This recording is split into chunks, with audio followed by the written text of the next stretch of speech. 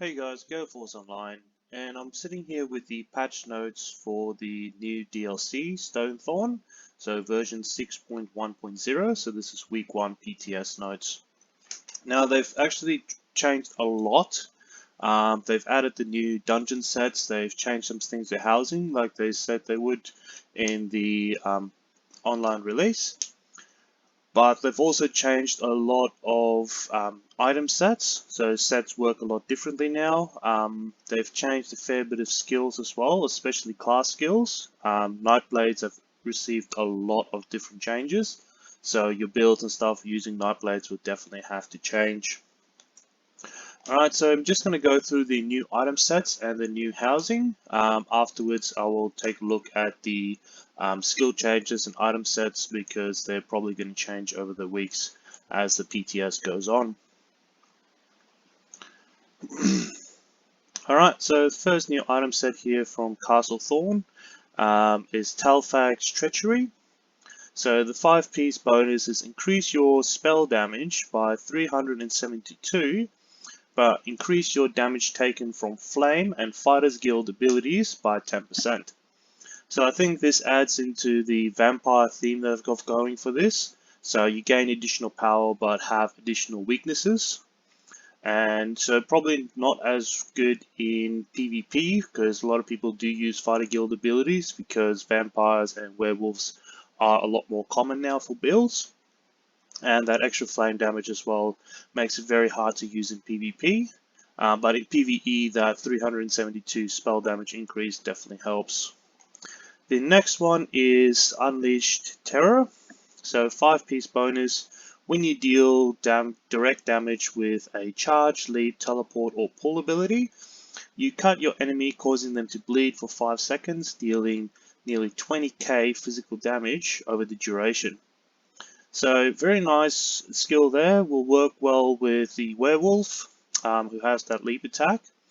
I will have to do some testing on the PTS and see if the Templar AoE charge ability will proc this on multiple targets.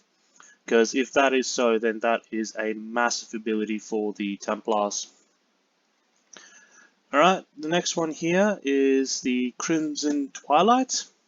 So after taking damage, you surround yourself in 8 meters of mist of blood.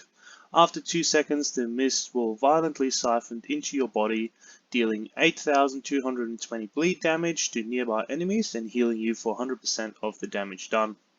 This effect can occur once every 8 seconds. So this is a nice set for tanking if you have some healing on top of that.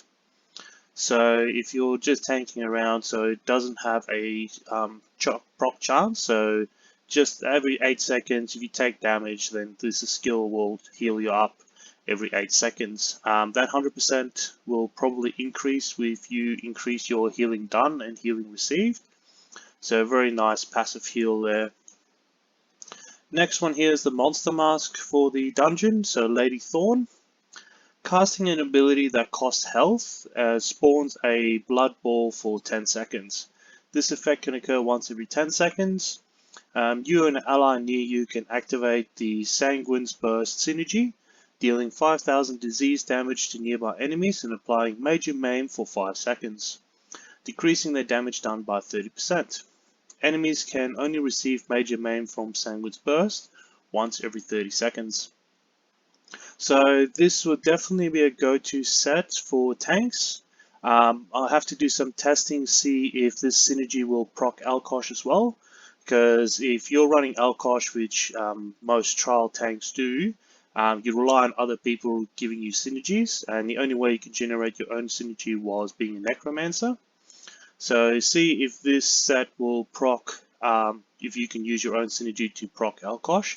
This will definitely be a go-to set for tanks in trials. Next one here is Stone Garden, so 5-piece bonus. Whenever you deal Flame, Shock, or Frost damage, you apply a stack of Flame, Shock, or Frost weakness to the enemy for 5 seconds. Each stack of the elemental weakness increases their critical damage taken by 6%. An enemy can only have 1 stack of each elemental weakness at a time. Not a bad set to use, definitely work well for DDs and extra support, and just to increase the damage done. Probably more be used in PvE than PvP because they don't have damage, critical damage reduction in PvE. Now, I also want to check if Force Pulse will proc all three of them. So by the look, each stack increases their critical damage taken by 6%. So if Force Pulse would activate all three and increasing that by 18%. Right, the next one is Kraglin's Howl. So after an enemy you've recently damaged dies, you let out a howl granting 3 allies within 15 meters of you heed the call synergy. Activating the synergy gives you and the activator 12 ultimate, and this effect can occur once every 20 seconds. So I also have to do some testing here. So if myself and 3 allies all gain the synergy, if all of them then activated, then that is 48 ultimate restored to all 4 of us. So you're going to see to what end they push this. But otherwise, a nice ultimate generation there. Next one here is Arcas's Genius. Whenever you drink a potion, you and 3 group members gain 44 ultimate. This effect can occur once every 30 seconds. Excuse me. So I'm not sure how I feel about this one. So people can use their damage reduction glyphs and certain sets to reduce the cooldown time for potions. So they could probably have a 100% uptime, so every 30 seconds generating that 44 ultimate. Could also work well if you're running into trouble, you have to pop off a potion, a little bit of extra ultimate there, can use your ultimate to save some lives. So, not sure how I feel about this one, I'll probably have to do some testing on it. Alright, and then the monster mask for this one is your heavy attacks tether you to an enemy within 10 meters for 5 seconds. Enemies touching the tether take 1,906 physical damage every 1 second and gain a stack of Husk Drain, up to 15 stacks. The tether is broken if an enemy moves 12 meters away from you. This effect can occur once every 10 seconds. When the tether ends, you consume the stacks and gain 30 weapon damage per stack consumed for 5 seconds. So, a complex set to use. Definitely going to be more in PvE based for melee builds. Yeah, definitely going to be occasional use, so have to know how to use the set well in order to use it well. So definitely not a beginner set to use. But all up, if you consume that 15 stacks with 30 weapon damage, that'll increase it to about 450 weapon damage for 5 seconds, which is really nice boost. Alright, last one I want to talk about is the housing. So character pathing. So you can set a path for your pet, mount, and assistants, so they can walk around the house. You can say how fast they're going to walk, where they're going to go to, and you set up these nodes of which path they need to track. So at the moment it's down to 50 nodes per path, but it'll probably change as the PTS goes on. They also got different movement speeds here, walk, jog, run, or sprint. So you can have races between your mounts, that would be pretty cool. And then also have wait times at different nodes. So this is the path types here as well. And you can set a path and then change the character you want to put on that path by just saying change object. And another adding the thing they added in this PTS is house guests. So pets and mounts and assistants aren't the only characters you might see walking around your friends' homes. House guests is a new collectible character which you can add to your home the same way you can add other collectibles. Each house guest is unique and distinct in appearance, perfect for adding a little bit of life to your home. So probably they've got some on the Crown Store now that we can test out, but it's probably certain achievements to get these house guests. So very nice adding there as well. Now I'm not going to go into all the other changes, so furnishing the item sets or skills. There is one that I do need to show as soon as I can find it. Yeah, Nightblades have received a lot of different changes. The biggest one is the 2% damage reduction from Grim Focus. They've changed that into a critical instead. So not really happy about that one because I do like my my Nightblade tank, but definitely DDs are going to enjoy that more.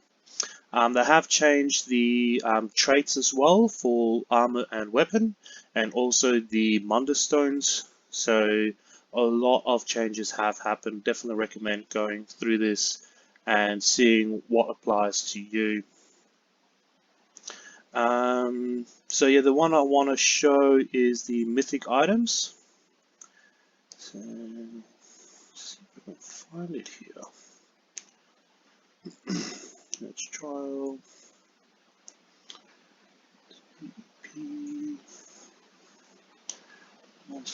Mystic items. Alright, here is Thrashing Strangler. So pretty much the god mode that was introduced in the last patch.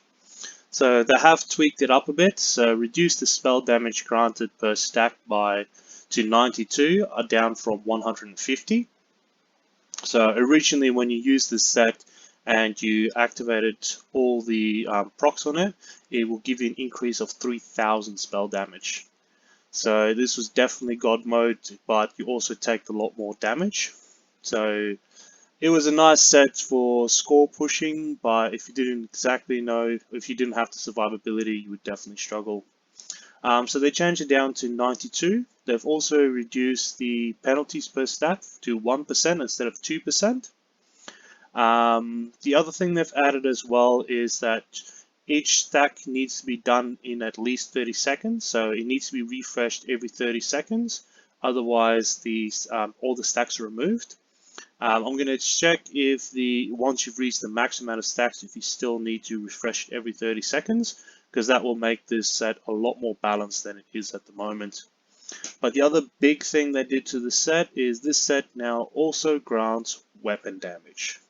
So instead of it just being a massive boost to spell damage characters, the weapon damage characters can also take effect of this. So a bit of give and take on this one, still a very powerful item to have, and also applying to weapon damage, so a lot more builds are going to utilize this. Alright guys, thanks for listening. I'll run through the PTS and just do a few different builds and test a few different things and get back to you guys. If you like the content I'm putting out, please hit that like and subscribe. Take care and be safe. Bye.